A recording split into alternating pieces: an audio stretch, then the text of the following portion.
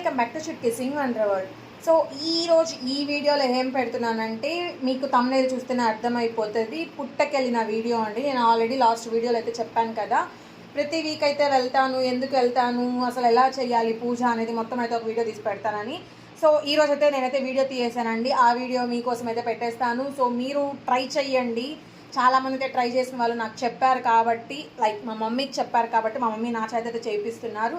అప్పటి నుంచి అయితే చాలా పాజిటివ్ మైండ్ అయితే ఉందండి. ఇంతకుముందు అయితే నెగిటివ్గా ఉండేదాన్ని, బట్ ఇప్పుడు ఓకే, ట్యూస్డే అయితే అసలు ఒక్కొక్క పాజిటివ్ వైబ్స్ అయితే వస్తున్నాయి. ఒకసారి మీరు ట్రై చేసి చూడండి. Thank you.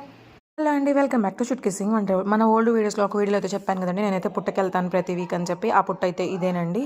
సో మన కోవూరులకైతే తెలుసు, ఇది చాలా ఫేమస్, చాలామంది అయితే వస్తారు. బట్ ఆ రోజు అయితే నేను లేట్గా అయితే వెళ్ళడం వల్ల ఎవరైతే లేరు. చూస్తున్నారు కదా, నేనైతే మంచిగా వాటర్ వేసి అయితే వాష్ చేసుకున్నానండి. నెక్స్ట్ అయితే పాలాభిషేకం, ఇంటి దగ్గర నుంచి అయితే పాలు అయితే తెచ్చుకున్నాను, దాంతో అభిషేకం అయితే చేస్తాను. చూస్తూనండి.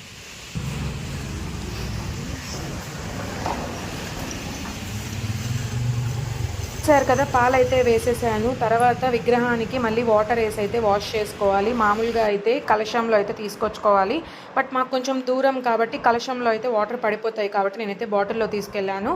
దగ్గరున్న వాళ్ళు ఎవరైనా సరే కలశంలో అయితే తీసుకొని వెళ్ళండి. తర్వాత వాటర్తో వాష్ చేశాక మళ్ళీ ఇంటి నుంచి కలిపి తెచ్చుకున్న పసుపు అయితే పూసేసాను విగ్రహానికి. అలాగే గచ్చు మీద ఎందుకు పూసానంటే దాని మీద అయితే బియ్యం పిండితో అయితే ముగ్గు అయితే వేస్తాను, దాని మీద అయితే దీపం పెడతాను. అందుకని చెప్పి ఇక్కడ చూస్తున్నారు కదా, వీడియోలో చూసిన ప్రకారం అయితే చేసుకోండి. అలాగే విగ్రహానికైతే ఇలాగ కుంకుమ బొట్లు అయితే పెట్టేసేయండి. తర్వాత అయితే కుంకుమ ఇలా కూడా అయితే పెట్టండి.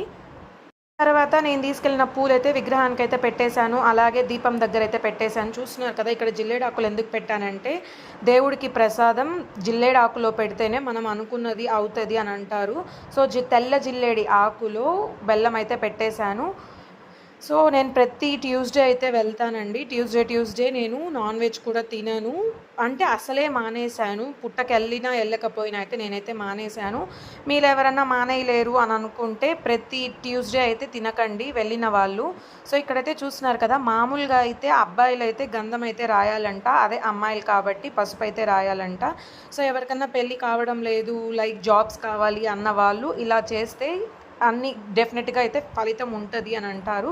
సో నేనైతే ప్రతి వీక్ అయితే వెళ్తున్నాను, ఇదే అలవాటు అయిపోయింది నాకు. పూజ అంతా అయిపోయాక 9 ప్రదక్షిణాలు అయితే చేసి ఒక 10 సెకండ్స్ అయినా కూర్చొని అయితే వస్తాను. ఇక్కడ చాలామంది అయితే చేస్తారు, బట్ ఆ రోజైతే ఎవరు రాలేదో లేదా నాకంటే ముందు వచ్చి వెళ్ళిపోయారో నాకైతే తెలియదు. అందుకని నేను జనాలను అయితే చూపించలేకపోయాను. సో చూస్తున్నారు కదా, ఇక్కడ నుంచి అయితే నేను పోలేరమ్మ గుడికి అయితే వచ్చేసాను. సో